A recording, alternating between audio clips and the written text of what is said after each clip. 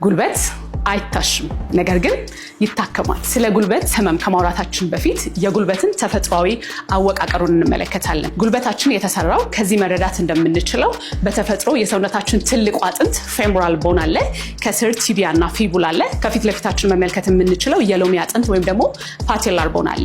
ይህ አጥንት ከላይ ያለውና ከስር ያለው አጥንት እንዳይገናኝ በተፈጥሮ ፍሉድ አለ። ከፍሉዱ በተጨማሪ ደግሞ የጉልበታችን ሙሉ ሰውነታችን በምንሸከምበት ጊዜ እንዳይንቀሳቀስ ፈሳሽ በቂ ከሆነ በኋላ በሁለቱም መካከል ሜኒስከሶች አሉ። ይህ ሜኒስከስ የሚረዳው እንደ ሾክ አብዞርበር ነው ማለት ነው። እነኛ አጥንቶችን በአንድ ቦታ ላይ ረግቶ እንዲቀመጥና ጉልበታችንን ስናጥፍና ስንዘረጋ እንቅስቃሴ በምናደርግበት ወቅት ወደ ቀኝና ወደ ግራ ሰውነታችን ትዊስት በሚያደርግበት ሰዓት ስቴብል አድርገው የሚይዙልን ቤዚካሊ 4 ሊጋመንቶች አሉ። እነኚህ ሊጋመንቶች ከፊት ለፊት አንቴሪየር ክሩሺየት ሊጋመንት፣ ከኋላ ፖስቴሪየር ክሩሺየት ሊጋመንት እና ከጎንና ከጎን ሚዲያል እና ላተራል ኮላተራል ሊጋመንት አለ ማለት ነው።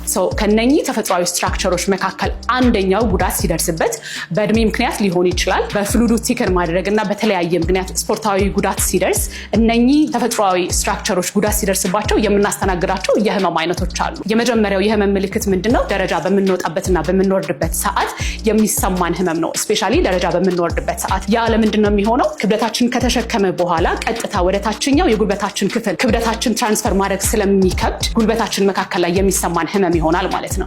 በሁለተኛ ደረጃ ጉልበታችንን አጥፈን ከነበረ ለመዘርጋት መቸገርና ዘርግተን ከነበረ ደግሞ ለማጠፍ መቸገር። ሶስተኛ ልክ በስሙዝ በሆነ ወይ ደግሞ ኮምፎርታብል በሆነ ቦታ ላይ እየተራመድን በምንሄድበት ሰዓት ላይ ሰደንሊ የሚመጣ ጉልበትን ለማዘዝ መቸገር። ዝቅ ካለ ቦታ ላይ ልክ ለመነሳት ስንሞክር ህመም መሰማት፣ ጪጪጪ የሚል ደግሞ ቋ የሚል ድምጽ መሰማት። እነኚህ ጉልበታችን ላይ ህመም ሲኖር የሚያጋጥሙ ምልክቶች ናቸው ማለት ነው። ስለዚህ ፊዚዮቴራፒ በማድረግ የነበረውን መሰረታዊ ጉዳት በማከምና የጉልበትን አጠቃላይ ስትሬንግዙን በመመለስ ሙሉ በሙሉ ማከምና ማዳን ይቻላል። ስለዚህ ጉልበት አይታሽም ነገር ግን ይታከማል። ፊዚዮቴራፒስት ሃይማኖት ነኝ ከቤተ ዛታ ሆስፒታል።